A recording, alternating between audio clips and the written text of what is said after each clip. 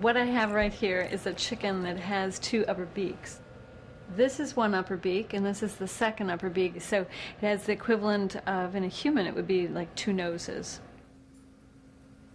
Jill Helms has discovered a molecule that controls the shapes of our faces. Named after a video game, Sonic Hedgehog is one of the most ubiquitous signaling molecules in the developing embryo.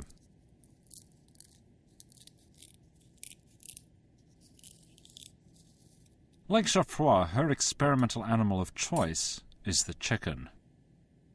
The experiment is to take a bead that's soaked in a Sonic Hedgehog protein and place it in a slightly different place in the embryo, still within the face itself, but in a region where Sonic isn't normally expressed, and then see what happened as a consequence of that.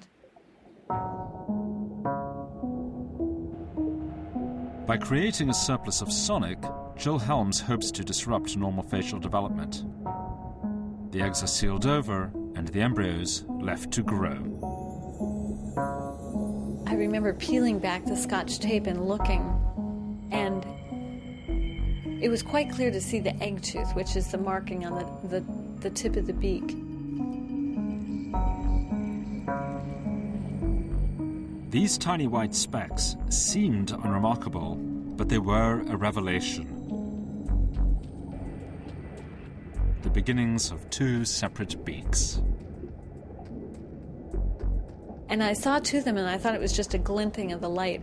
And it was only when the embryo was dumped out into a dish and we started examining it more carefully, and then the next one came out and it looked the same, and the next one, that we were really quite sure and very surprised and delighted. Then I was left with the feeling of, what does it mean? What does it mean? Order in the embryo begins with the organizer. But as the power of the organizer wanes, each part of the body comes to produce its own geometry with its own set of signaling molecules.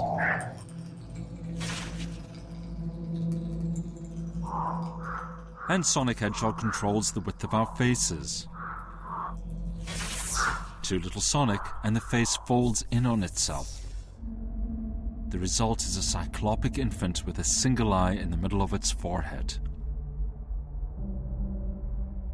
Too much, and you end up with Ditto, a pig with two faces.